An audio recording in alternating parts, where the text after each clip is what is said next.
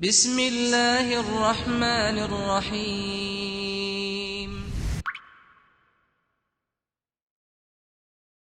Who protects Israel? Who is the one that allows Israel to do what it is doing?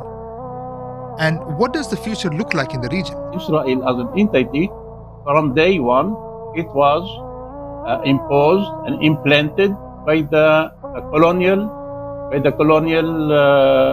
powers.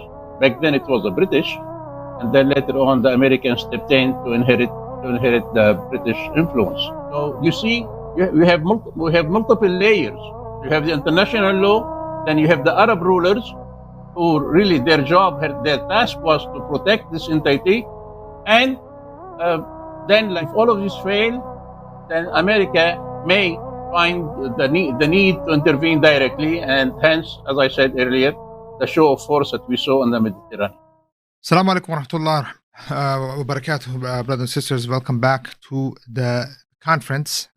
So far, we've had Dr. Nasreen from London, and we had our brother Akram directly from Gaza, and he spoke about the humanitarian situation inside, the political situation inside, the role of resistance, what's actually taking place as far as the medical situation, the killing, the disaster inside, but at the same time, the resilience of the people, and how people are holding up with all of this that's happening. And now, brothers and sisters, we have Dr. Osman Bakhash. This is someone who's a teacher, a professor, a political analyst, very, very active both in the international, da'wah scene, in both in Lebanon also and across the world. He is well known for his analysis, and also the kind of stance that he takes, no matter where he is, with his clear discussions and what needs to be done in the Muslim world. These are, again, brothers and sisters, we're bringing you very rare voices, in a sense that they don't shy away from speaking truth to power. And with that, we are going to bring Dr. Osman. Dr. Osman, welcome to Islamic Oasis Live. Jazakallah khair. Assalamu alaikum wa rahmatullahi wa barakatuh. It's my pleasure to be with you today. Allah. Alaikum salam wa rahmatullah. First of all, again, welcome to Islamic Oasis. Sheikh, this is the first time we've had you on. We've had many people from different parts of the world, and it is a very interesting day today because we just spoke to, I don't know if you were listening to Brother Akram speaking directly from Gaza, and maybe you heard the kind of things that he had to say regarding what's actually happening from inside Gaza. Sheikh, the question that we are asking you is, of course, Israel as an entity obviously is doing what it's doing, but who protects Israel, Sheikh? And this is a question that I was asking the last guest that we had. Who protects Israel? Who is the one that allows Israel to do what it is doing? And what does the future look like in the region? I mean, you're in Lebanon. You are obviously seeing the consequences of having this state present in this region of the Muslim world. Bismillah ar-Rahman ar-Rahim. Certainly, this is a critical question, to say the very least. We saw that right from the very beginning, the American President Biden rushed to mobilize two aircraft strike carrier, the Gerald Ford and the Eisenhower. Such an armada has never been seen in the Middle East, in the Mediterranean. Like, it's almost like like suddenly overnight people started happening. Everyone knows Hamas. At the end of the Hamas doesn't have a warplanes, fighters, missiles, satellite. Hamas doesn't have none of this. So what's a need for such a show of force? Two major strike carriers and such a heavy mobilization of the Armada So, of course, then on the other hand, the American would say, "Well, this is a deterrent. This is a deterrence." So, in a way, kind of this scene um, would describe really, or would answer the question, your question: who was protecting Israel? Let's not forget here that, and it's important that we need to we need to keep all of this. We need to link it with the context. Let's not forget that Israel, to begin with, from day one, Israel as an entity, from day one, it was imposed and implanted by the colonial powers. Back then, it was the British, and then later on, the Americans stepped in to inherit the British influence. But Israel, as an entity, couldn't be sustained, could not be kept if it weren't for the protection offered to it by the colonial power. Early on, it was the British, and afterward, the American. Now, to make a long story short, and for the benefit of the audience, uh, quickly speaking, Britain occupied Palestine at the end of 1917, at the height of the First World War. And we all know by November 1917, November 2nd, 1917, Britain issued the so-called Balfour Declaration, promising the Zionist movement the establishment of a Jewish homeland in Palestine. And this Balfour Declaration carried no weight. It carried no weight whatsoever. But when, following the First World War, when the League of Nations, which was set up by the victors of the First World War, mostly Britain and France, the League of Nations, they gave a mandate. They gave a mandate for Britain to govern today's Palestine and Transjordan. At the same time, gave mandate to France to govern Lebanon and Syria. Well, by then there was no Lebanon, but France created Lebanon, and then the British, in this mandate issued by the League of Nations, the Balfour Declaration was embedded in it. So, from this point, from the League of Nations, the Balfour Declaration became this legal decision according to the so-called international law. And this is a word we have to go back over and over again, because now, by the way, after all is said and done, everybody is saying, "Oh, we have to refer to the international law." So the 57 Muslim countries which met in Riyadh, and they met in Riyadh. Then before in October 19, they met in Jeddah. Then there was a peace conference in Cairo, so on and so forth. But always the point is they say, "Oh, all we are asking is to refer to the international law," meaning the so-called the United Nations Security Council, the various resolutions passed by the Security Council. The point here being is the British back in after the First World War provided both the military and physical protection for the newborn entity Israel, which was the announcement of the birth of Israel was May 15, 1948, and then the British gave it built several lines of protection for this entity, because the British knew very well that this entity cannot and will not survive within the region.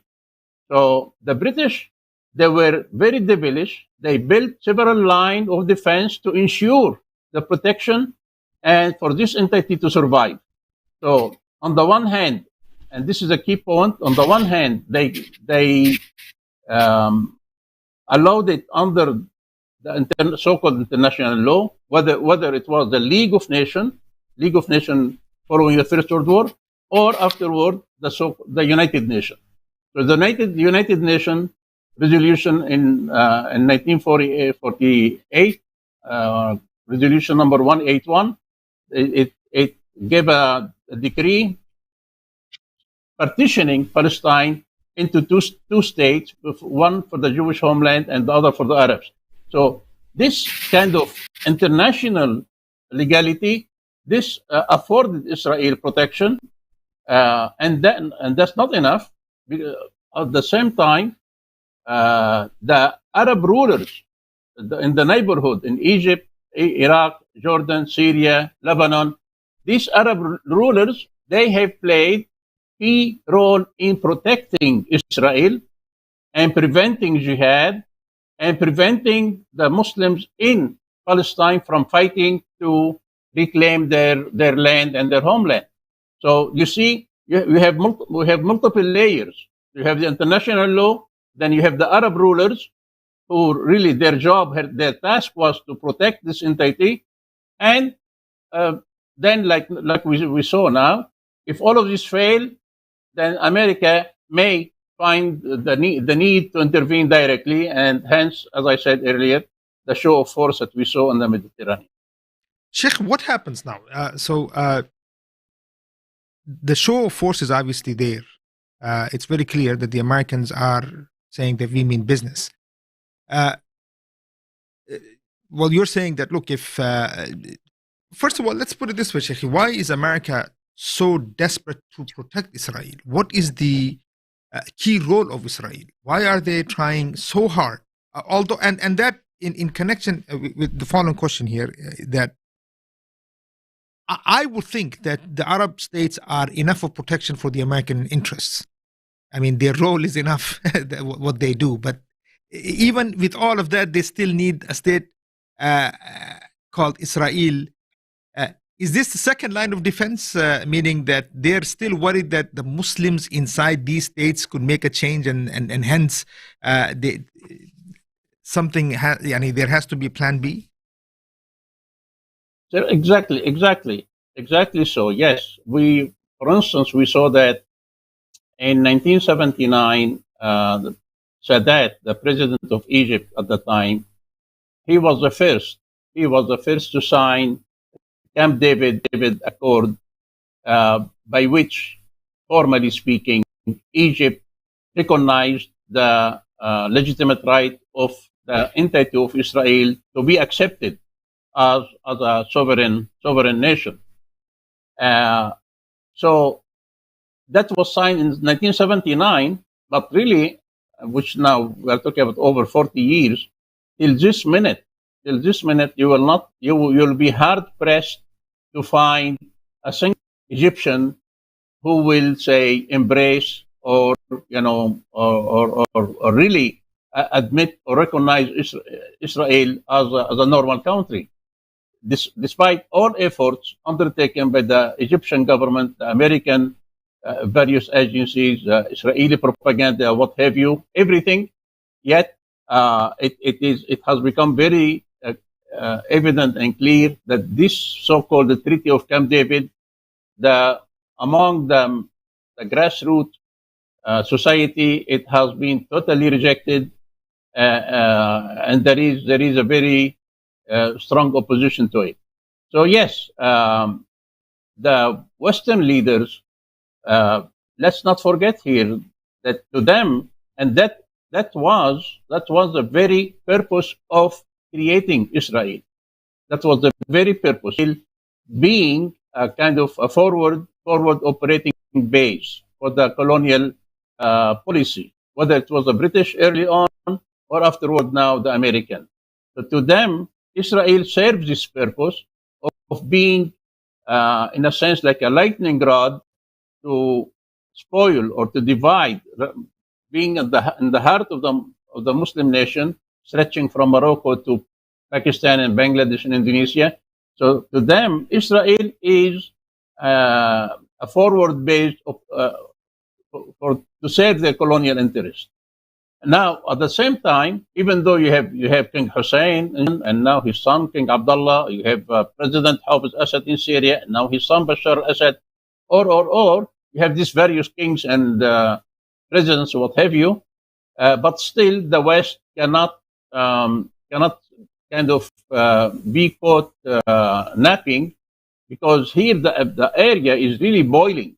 The whole Middle East area is boiling, and uh, these governments, they are no more than puppets installed by the Western colonial power, and their task and job and their mission is to subjugate this popular anger. So really, on the one hand, you have this kind of dichotomy between the popular anger toward these rulers, and this is why the West will cannot kind of turn a eye, or cannot they or to take the risk of this the whole geopolitical order imposed by force after the First World War. They know it is very fragile and easy to crumble. Um, the recent Arab Spring, in a way, provided a clear evidence to this point that despite all of this so-called nation, the very concept of nation state, here in the imposed by the West, but really at the end of the day, they still have very strong bonding and cohesion and unity at the level of their emotions and their belief in their name. And so, whenever something happened in Algeria or Somalia or Jordan or Turkey, instantly you will find an immediate popular engagement and response. And the West is very aware of this. So this is why um, the whole drive has been to kind of so-called normalization of relationship between Israel to be accepted and tolerated within this region. Because following the 1967, there was so-called war. But in 1967, the Arab leaders, they claimed they met in Khartoum in Sudan, and they came out with a statement: no negotiation with Israel, no negotiation, no recognition, and لا اعتراف لا مفاوضات. So they raised three no, no, no. Uh, of course, back then, right after the war, by 1967 war, Israel occupied the Sinai Peninsula from Egypt, the West Bank from Jordan, and the Golan Heights from Syria. Well, it wasn't a war in effect, in reality. It was a handover. Jordan delivered the West Bank to Hafiz Assad in Syria, delivered the Golan Heights, and in Sinai, the same Jamal Abdel Nasser. But the Arab leaders, they walk they are always tiptoeing. Know that there is a popular rage and anger and frustration. So in a way, they try to accommodate the public opinion, while at the same time trying to cultivate more openness toward this entire Israel. Okay, so there's a lot to unpack there, Sheikh. There's a lot that you have said in the last. Okay, so let's unpack that, Sheikh. Let's say now this attempt is United States attempting to protect Israel here, meaning from how long do you see Israel existing as a state, Sheikh? Meaning, from I guess. Look, It's Sheikh, not. the It's not a matter. international. We are not looking at a crystal glass here, but we have to understand. We have to understand that the calculus, the dynamic, what's happening, what the various factors. As I mentioned earlier, Israel is simply a forward operating base, serving the imperial policy of America today and Britain yesterday. And for that matter, we have to tie it together. We have to tie it together. This entity, the occupation state in Palestine, if we take a quick look at the American policy, global policy, we will see that America has over 800 military bases encompassing the whole globe. America has over 800 military bases.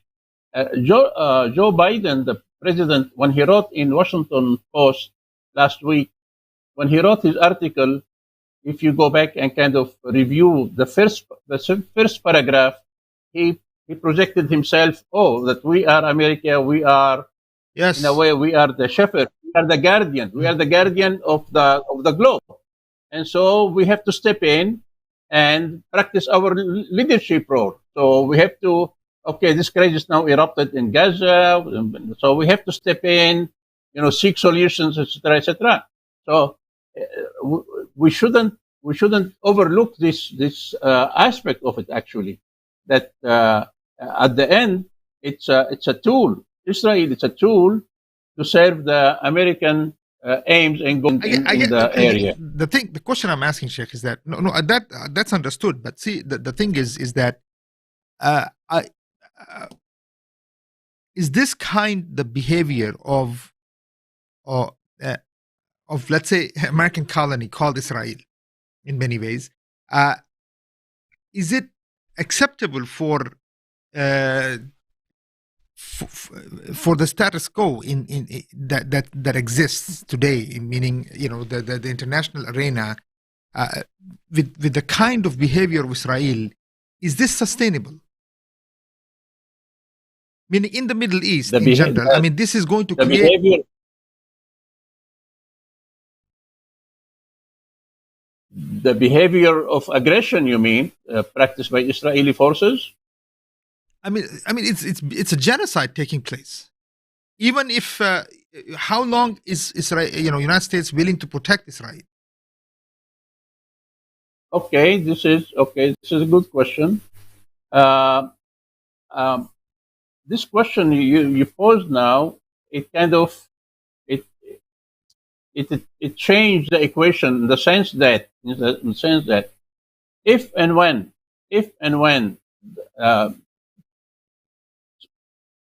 America will protect Israel so long as this protection costs her very little. When you always have the cost versus benefit. So long as protecting Israel is affordable and can be done with minimum cost for America, they will do so. But if and when the cost goes higher, like we saw, for instance, that in Vietnam, in the war in Vietnam, the war ended with 58,000 American casualties, and beside hundreds of thousands of wounded, but 58,000 Americans were killed in Vietnam. So the cost versus benefit, which means this highlight the role played by the Arab regimes, or even the whole Muslim regime. Again, look at them. They met in Riyadh, 57 leaders, 57 countries. And what have they done?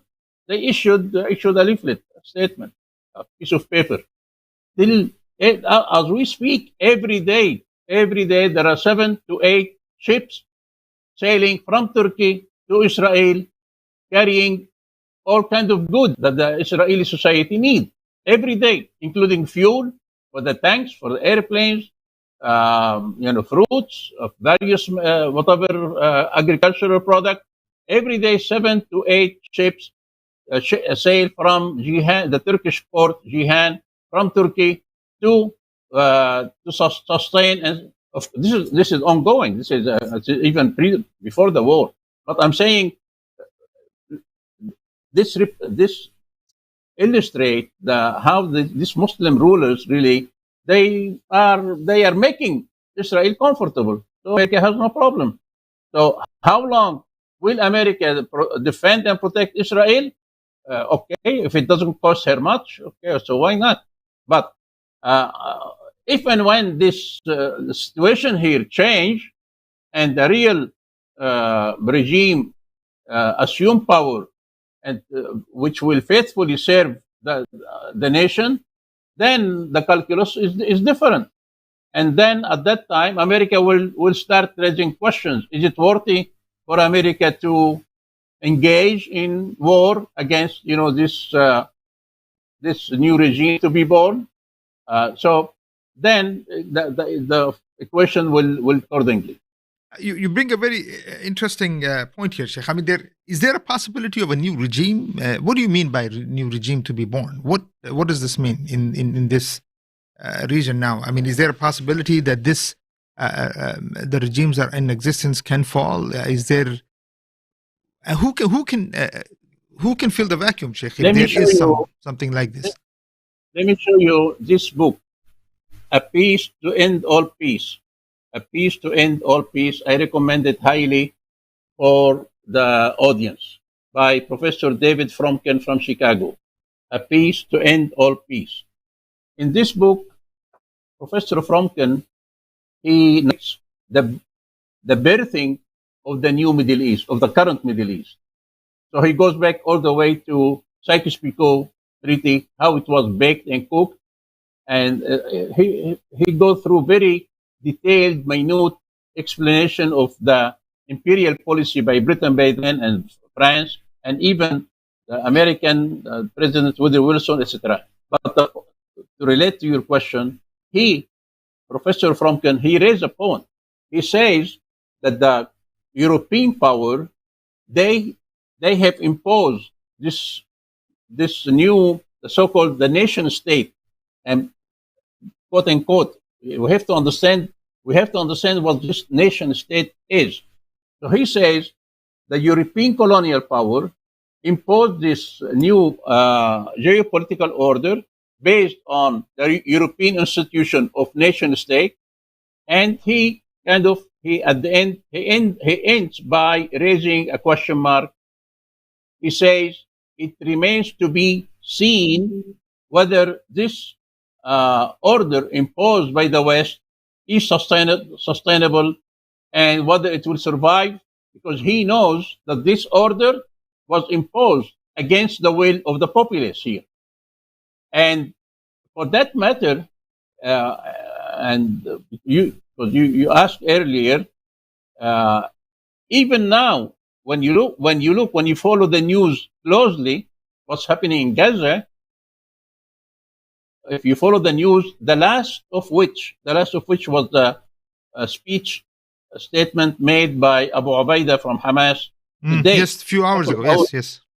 Exactly, a couple of hours ago, he made the statement, but he repeated himself in the sense he made a call to the people in the West Bank in occupied Palestine to rise up in solidarity with Gaza.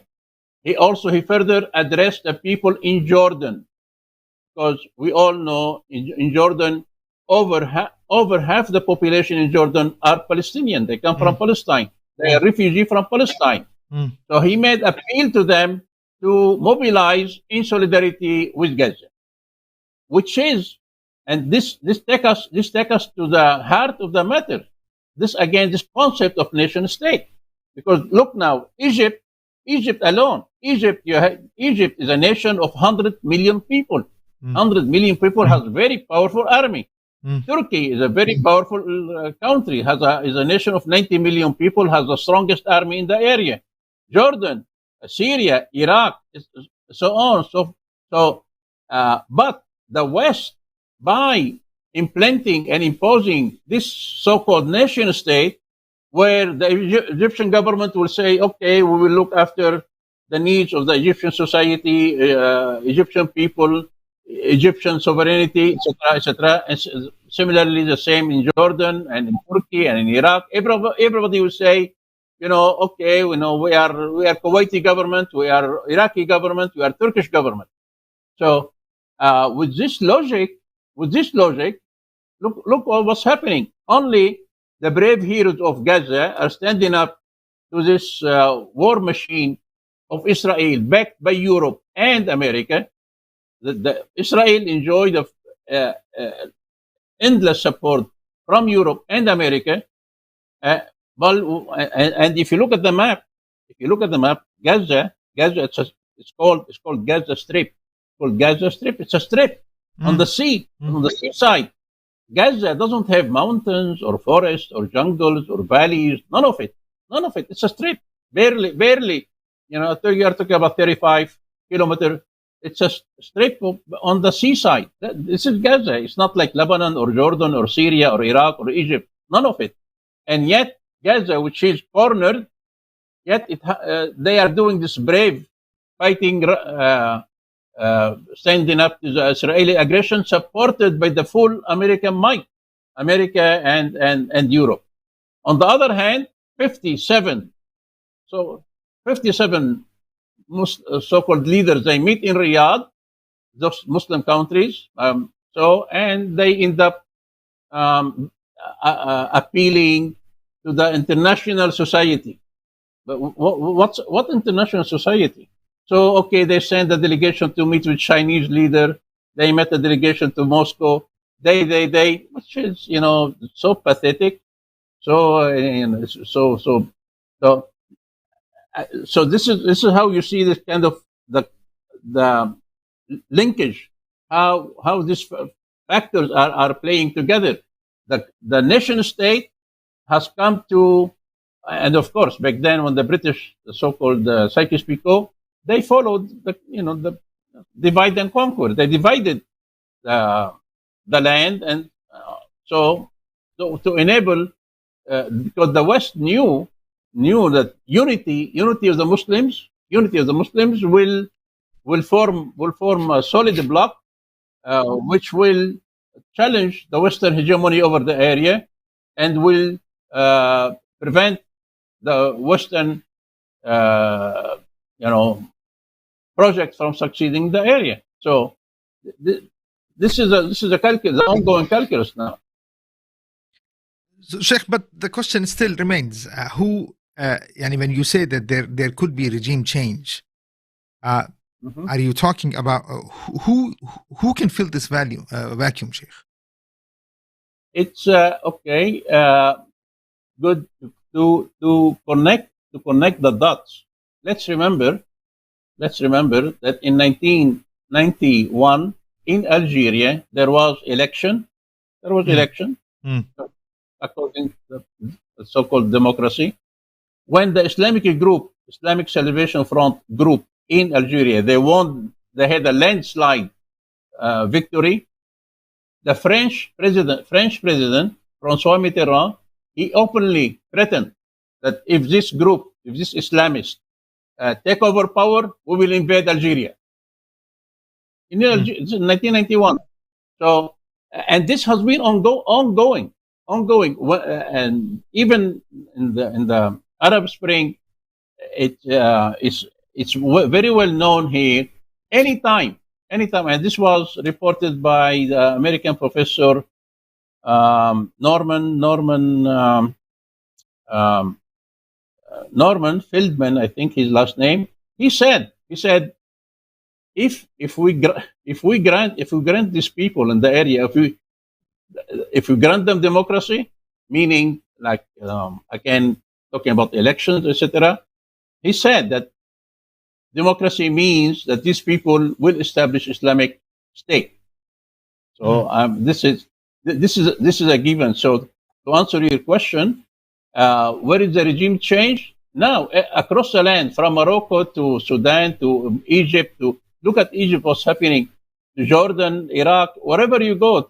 So it is the natural aspiration of the people here is that they aspire to live according to Islam, our way of life. This is our deen, this is our doctrine, our aqidah, and people here that simply they want to live in accordance with the Islamic way of life.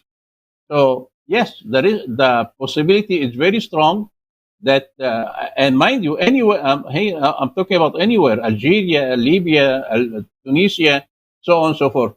This is why we see that the Western powers are really driving a policy of kind of always creating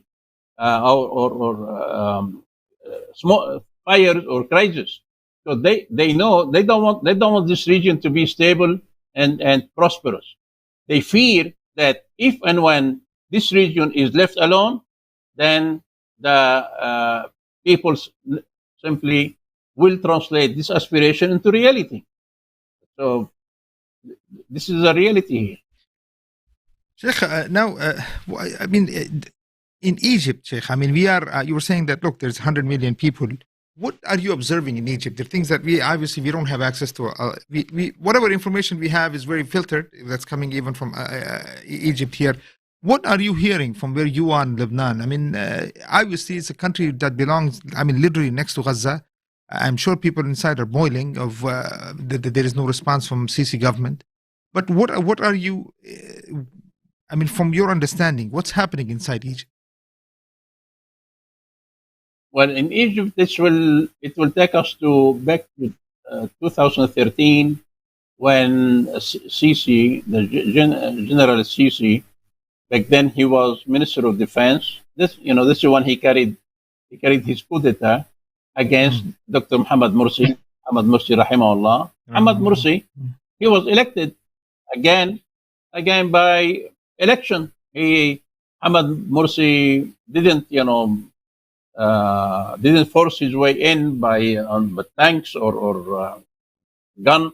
He was elected by popular will, and it was common wisdom that he was the first civilian president for Egypt elected by popular will.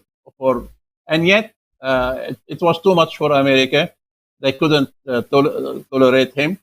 So Obama at that time gave his blessing for General Sisi to stage the coup d'état. And when he did that, there was a big massacre in Rabia, Square, and Nahda Square, where there was peaceful rally protesting the coup d'état. And if you go back, one of key aide of Obama at the time, later on, he narrated this incident. He said when the coup d'état happened in Egypt, and now everybody in America or those aides to Obama, they were wondering now, what do we do? Because after Camp David, every year the U.S. supply Egypt with $2.1 billion to maintain the American grip on the Egyptian state and society. So in the law in the U.S. is if a coup d'état takes place, then America is obliged to cut off all aids. So he narrated that when they were meeting, Obama walked in the meeting room, and the first thing he said, he said, okay, we will not call it a coup. We will not call it a coup. Let's see what we can do. So this is offhand. This is okay. This is off the table. This is not a coup. So all right. So let's make some noise, etc., etc. Paying lip service. So and Sisi, answering your question, Sisi, and it was very bloody. He murdered, all of these protesters. Even by brute force of the army. Yeah, I mean, he had tanks literally moving over the people. Yeah. Yes. Even I recall vividly that those protesters in the Rabia, they had set up what you call it a field hospital. So, and there was this lady doctor. There was a lady doctor attending to some of the wounded. And this, it's a field hospital. When this officer from the intelligence, he walked into the tent, ordering yelling and screaming, everybody out, out, out. And she screamed at him. She said, "These are wounded patients. I have to look after them. You cannot throw us out." So he took his gun and shot the patient. He shot them. Told her, "Out." He shot them. Anyhow. So the point is that Sisi, after Rabia and so on, he unleashed an era of terror. As we speak, there are about 70,000 political prisoners in Egypt, and with a full blessing and support by America. So uh, this terror, this terror that unleashed in Egypt, this is, it, it came to renew this the clash between the people and the military rule imposed and supported by America. And this is not only in Egypt; it's also we saw what happened in Syria. We saw what happened in Syria. See what's happening now in Libya. So it's the same story. Um, But this is aside this from begs the question, Sheikh. Because obviously we saw the Arab Spring, we are seeing what happened in Egypt in general. We are uh, is there any opposition now that can challenge Sisi? okay, good. Um, to be frank and honest, yes, there is plenty of opposition, but yet it is fragmented. It is Mm. fragmented. To the best of my knowledge, as we speak, there is no solid opposition with heavy weight. There are, because when Sisi took over power in Egypt, as I said, over 60,000 up to 70 now are in jail, and many of the key activists and leaders, they died in jail, including Dr. Muhammad Mursi. Um, he was effectively murdered in jail. Mm. So, this is one on the one hand. On the other hand, uh, a good number of many activists, they managed to escape. Mm. They're scattered in the whether in Europe or Turkey or elsewhere. Turkey for a while became Safe kind haven, of a yes. hub, Yeah. for the Egyptian opposition. But yeah, there are this opposition, but again, uh, as we speak, as it is, it's not really solid, and because that the shock of 2013 created the many, what to say, different opinion. Of course, everybody is against Sisi. Everybody, yes, but then what is the way to overcome Sisi, to restore our government?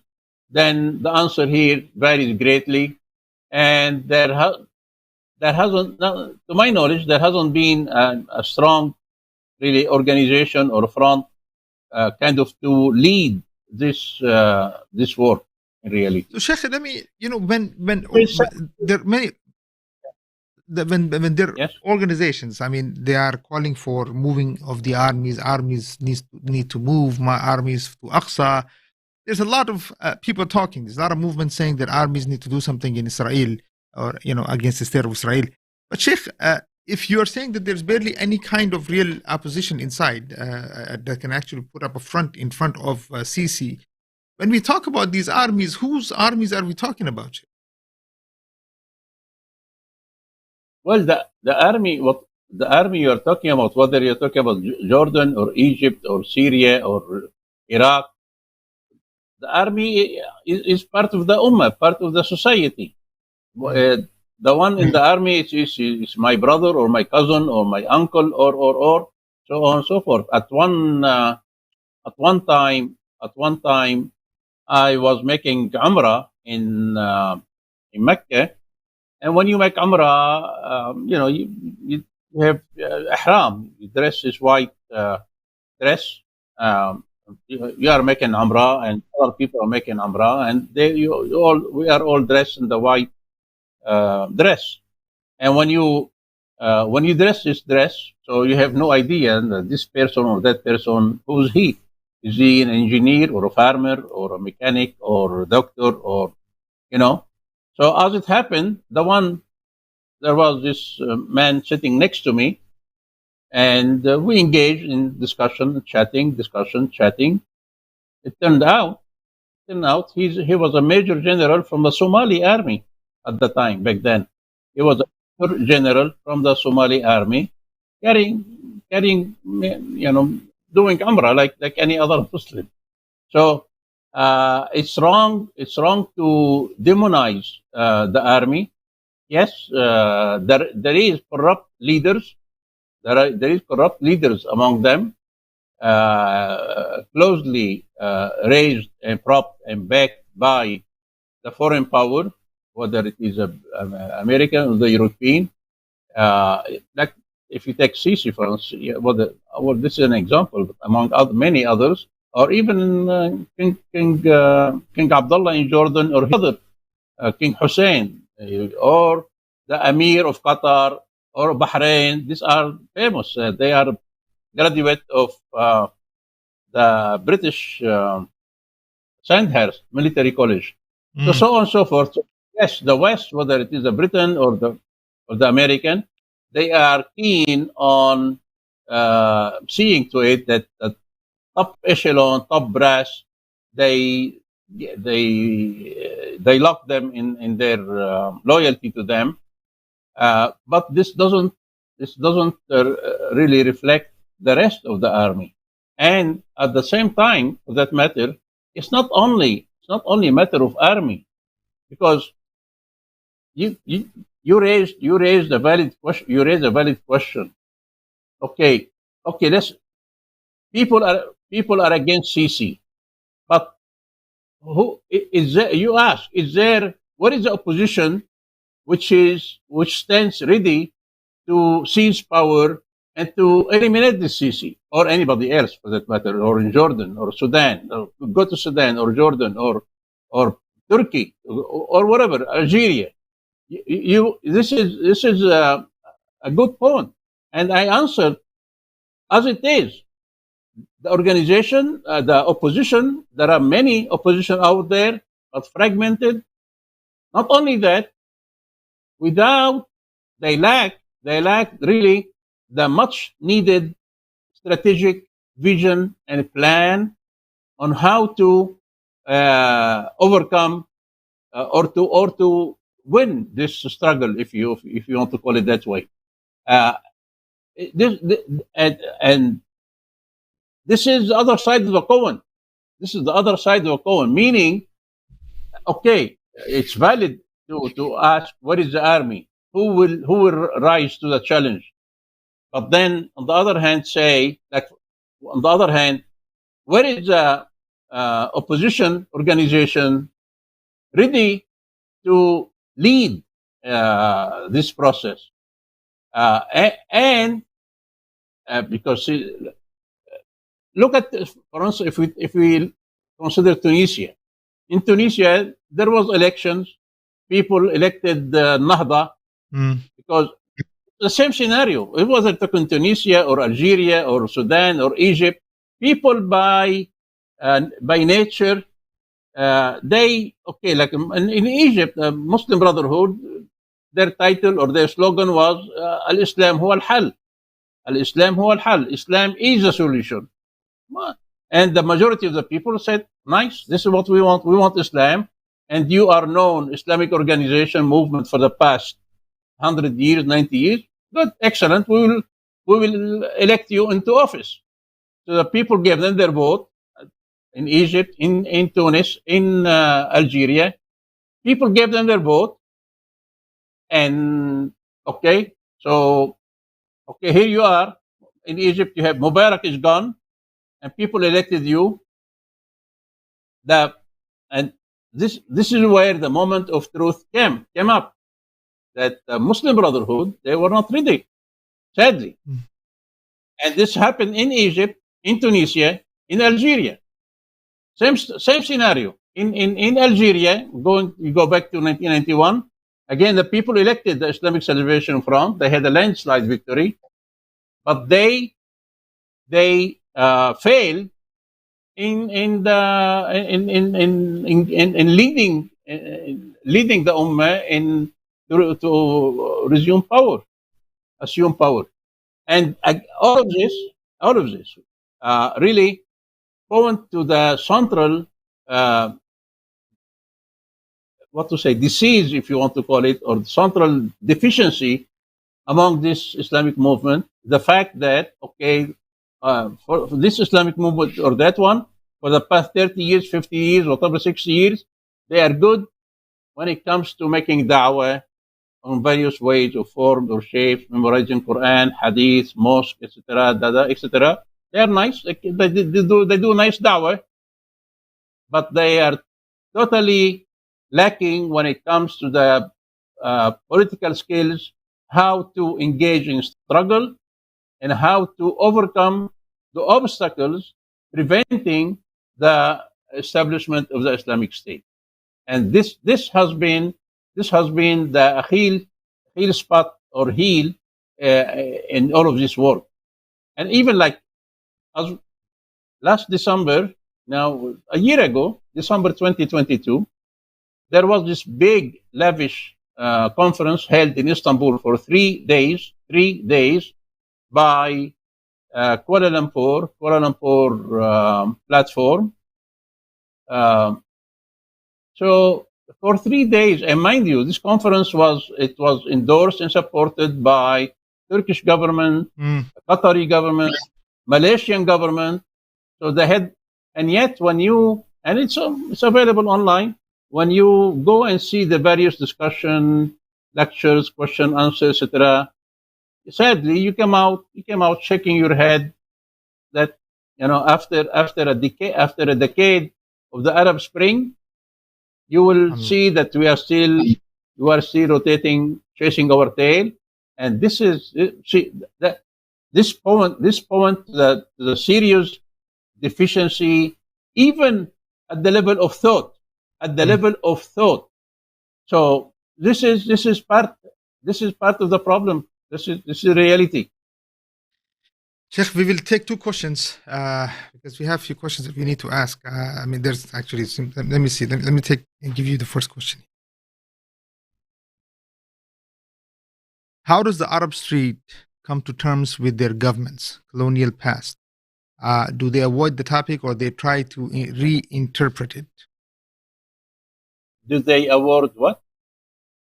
I guess I guess the question is that they understand that this is a colonial post. They understand that this is so. How do they reinterpret this thing? How do they look at their governments when they look at their governments? That they, especially connected, that their governments are connected to a colonial outpost. Right. Okay. See, let's be fair. Let's be fair here. Let's be fair and give credit where it is due. As I said earlier, when Muslim Brotherhood, they have the slogan "Al-Islam huwa al-hal." Islam is the solution. People, the masses, say, "Great, we want Islam." And this is a point that the masses, and this applies anywhere, whether it's Turkey or Egypt or Sudan or Tunis or Algeria or Iraq. The masses people, they are Muslims, and okay, they pray 5 times a day. Most of them, they make a fast Ramadan, they do Umrah, etc., etc.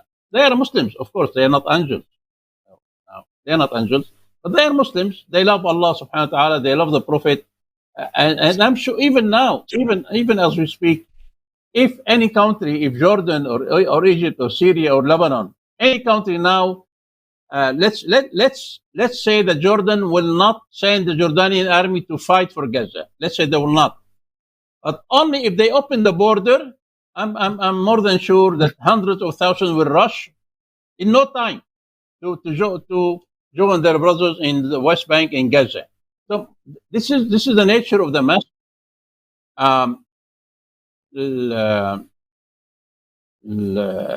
But when it comes to the elite, it is the elite, the influencers, the decision makers. They are the one who lead the masses, and here lies the problem. Here lies the problem. I told you, in Algeria in 1991, that was a landslide victory for the Islamic Salvation Front. So people, or Egypt, or in Tunisia, so on and so forth. So okay, people they want Islam. So you are the leader. Okay, fine. We are with you. We are behind you. And mind you, people are willing to sacrifice everything, and we have seen it in Egypt, in Algeria, in Syria. So people are willing to sacrifice. But what's lacking is this leadership role. And why is that? It kind of it has roots. It has roots where and like if now when we talk about the nation state, we see that in reality, and including Hamas. Let's not go too far. We are talking about now Gaza. The leaders of Hamas, even today, Abu Ubaidah, the leaders of Hamas, they still play. They still play by the rules. They still play by the rules imposed by the West. Yeah. This is unfortunate, So Sheikh. We're seeing it, and when you I play, obviously there. when you play the rule when you play the game by the rules dictated by the West, game over, finished. That's what I'm saying, Sheikh. Last question to you. I mean, there's one more question. Is there any other questions? But I wanted to follow up on what you just said. But let's say one may say that Salah ad-Din al-Ayyubi liberated key areas of Shaam, but did not expel the Crusaders in entirety. Hence, a Muslim state in Palestine would be a jumping off point for the region's complete liberation, even if it does not expel all foreign presence. Would love to hear the thoughts of our speakers on this.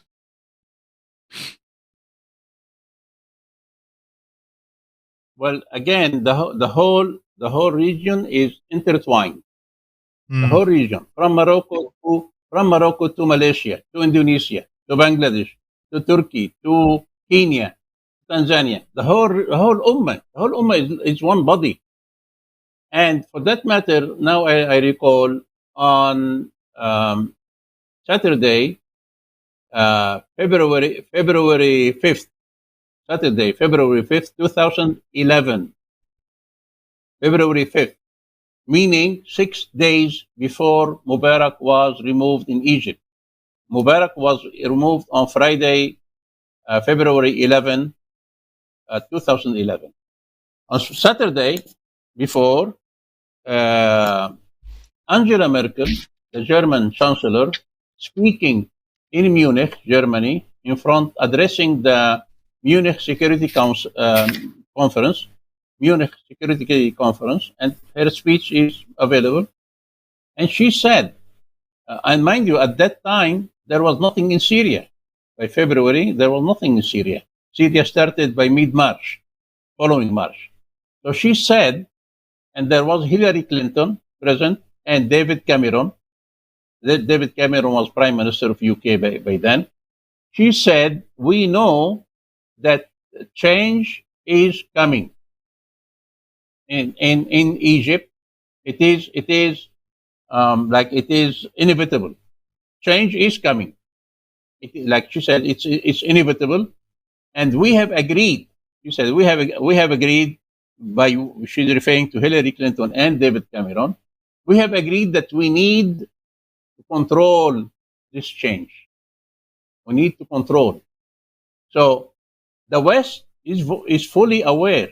Any single country, Tunis, Jordan, Iraq, Somalia, Turkey, Pakistan, Yemen, any single country, if it managed to break this colonial shackles, then it will spread like fire across the whole Muslim land. But Sheikh, let me ask you this. There's two questions I have. One regarding Abu Ubaidah, him speaking. Sheikh, is this? Of course, I mean he's the face of resistance, is he doing what he can in the circumstances that he's in, or is this? Because look, Sheikh, the situation of Gaza is I mean, there is nobody coming to protect them. I mean, so is he going to at least just figure out a way to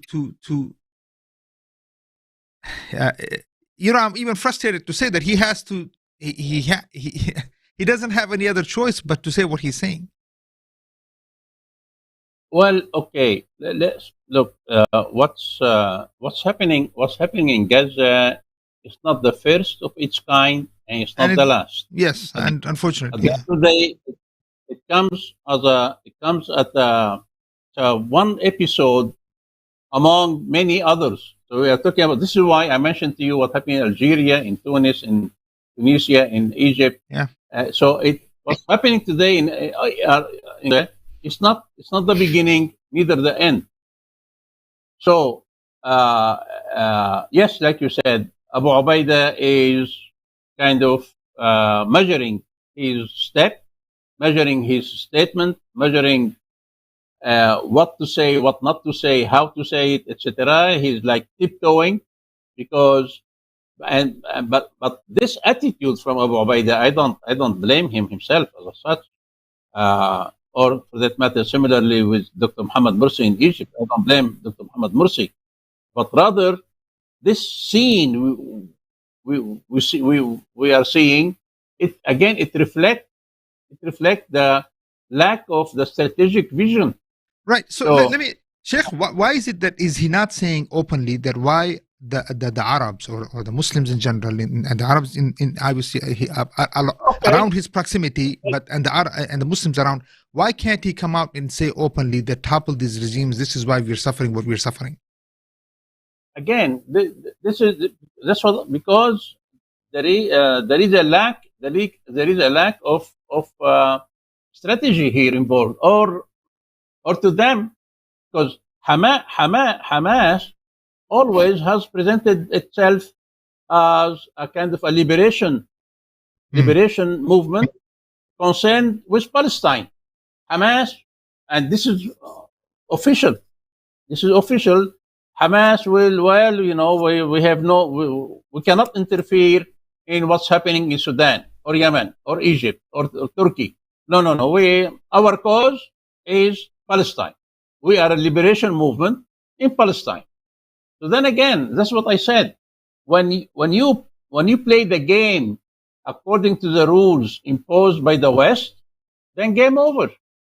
So that's what the West want, because the issue of Palestine early on, back in 1948, the issue of Palestine was sold or relayed as being, this is the Arab-Israeli issue. It's Arab-Israeli. This Arab, down the road, when the PLO, Palestine Liberation Organization, when the PLO was established, and in 1974, the PLO officially became recognized by the Arab League as the sole legitimate representative of the Palestinian people. Palestine Liberation Organization was recognized as being the sole legitimate representative. So, okay, so now, all right, so this is now, it's no longer a matter of Arab Israeli, it's now Palestinian Israeli. Okay, and the other Arabs took a backbench. So you see gradually how they play this game. And then, so hence we understand kind of the sensitivity of Abu Ubaidah calculating his word, what to say, what not to say, because Hamas play by the rules of the book. And let's not forget, Hamas has strong backing from Qatar, from Iran, and then let's not forget on the ground, and that's what I said earlier, Gaza, you're talking about strip of land on the sea. On the one hand, besieged by the occupation forces. On the other hand, you have Sisi, the very Sisi who yesterday murdered the people in Rabia and in Nahda, and who has imprisoned dozens of thousands of people in Egypt. Sisi, there is no love lost between Sisi and Muslim Brotherhood. And after all, Hamas is an extension of Muslim Brotherhood. So Hamas is between a rock and a hard place. And even Abu Ubaidah, if you go back and listen his statement today, he did not mention Egypt. He made a call for the people in the West Bank. He made a call in Jordan by name. Then he made a general open call to The Ahrar, everybody. But that's yeah. Ahrar, yeah. Yeah. But he didn't mention Egypt because he knows that Egypt holds the key, the strangling key to Gaza. So when you play again, when you confine yourself within these constraints, then the outcome is expected. All right, Sheikh. Let's take just two more questions, and we'll let's say is there. Oh, there's what? I'm sorry. Okay. Here's so Sheikh. There's a question regarding. Let me. Is this the same constraints that were put on Taliban that ended the Taliban role in the?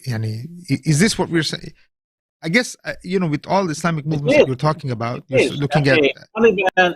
Hold on. Let me finish my question, Sheikh. One, you are in actually even before us discussion of Taliban because of the time here. You are in Lebanon, and what do you see the role of Hezbollah? I mean, how real is it, or is it the same constraints that they have to play by? Same playbook that's been given to Hamas or Taliban or any movement? And is this, inshallah, this will be the last question. And is this because these are movements that are in many ways dependent on weapons that were received by the nations around them, so hence they cannot speak the reality the way it is? Yes, certainly. I mean, an organization like Hezbollah to amass such a power, it's not. After all, Hezbollah had the full backing of Iran. Taliban couldn't have survived if it weren't for the Pakistani support. Look, I mean, this is no mystery. This is not rocket science. How were the Viet Cong able to defeat America? America was a superpower. How were the Viet Cong capable of defeating America in Without Vietnam? China, Yes. The Viet Cong, they were brave fighters. They were willing to die for their homeland, but that wasn't enough. They needed the almost endless support from China and Soviet Union. So with the proper supply from China, from the Soviet Union, yes, the Viet Cong, of course, they sustained heavy costs, yes, but their resolve, they succeeded in defeating America. Taliban in Afghanistan, with the support by Pakistani and Saudi, so they were able to sustain all of these long years of fighting in Afghanistan. Hezbollah, if it weren't for Iran, there would be no Hezbollah. Hamas, if Hamas didn't receive the support from Qatar, from Iran, there would be no Hamas. And when you are in, and this is part of the strategic thinking, if you want, that I referred to earlier. When you engage in a battle, in a life or death battle, you have to measure your strength and your weaknesses and your opponent. Do you have the capability to overcome him, to beat him, to outsmart him, etc.? So you have a balance of forces, and the reality on the ground is that whether it is Hamas or Hezbollah or Taliban or these groups in Syria, so this group and that group, after all, they need someone to sustain them, some financially, militarily, etc. Look now in FSD in Syria, the Kurdish forces in Syria. They are no match for Turkey. Turkey has been fighting PKK for 40 years, since 1984. The PKK. And now in Syria, you have the FSD, an offshoot of PKK. This FSD, they're no match for the Turkish army, except that they have the support and backing of America. So this is the dynamics and this is the calculus. We cannot overlook this context, Hamas able to gather this force thanks to support from Iran and Qatar. Qatar is known. Qatar supplied them financially, and similarly Hezbollah and so on. Khair, inshallah, Sheikh. There's so many questions to ask that why does even Qatar do this? I mean, that means because Qatar is also very close to the United States, Sheikh. And then so the question begs the question that why is the United States allowing that money flow to go to Hamas from Qatar? But again, this will go into a whole different discussion that we would like to have with you, unless you have like literally 30 seconds, if you can answer that. Well, this is no secret. This is open, and you can find it in the media. Netanyahu in 2019, because Netanyahu played a game where he kind of looked the other way, or he tolerated the rise of Hamas in Gaza with the aim of causing a split between Gaza and the West Bank, for him to justify his stand. Oh, okay, so you are asking me for a two-state solution, but who is the Palestinian counterpart? With whom do I talk? Do I talk to Mahmoud Abbas in Ramallah, the West Bank, or do I talk to Ismail Haniyeh in Gaza? So the Palestinians have this division among themselves. So, okay, Hamas is a terrorist state. Mahmoud Abbas doesn't represent the whole Palestinian people. So, okay, I'm off the hook. So, the money funneled from Qatar to Hamas passed through Netanyahu, and he knew about it, and he looked the other way. So again, there is more to it than meets the eye. It's not. I mean, I understand that brothers raising these questions, but this is the Middle East. Everything you need to invest a bit in grabbing and grasping or understanding, the intricacies and the background, the context, who's who. It's a bit, it's different pieces of puzzle, but with some dedication, and yes, you can get it together. It's not impossible. All right, Sheikh. With this, Jazakallah khair, Dr. Osman. It's an amazing to have you here. Allah, Jazakallah khair for your time. I don't know what time is it in Lebanon now? Around 2 o'clock maybe, or no? 11:20. 11:20. Allah, inshallah. Jazakallah khair, Sheikh, for your time. May Allah protect, preserve you, and we're going to have you back on again, inshallah, Sheikh. And we'll talk about the intricacies of the Middle East, inshallah.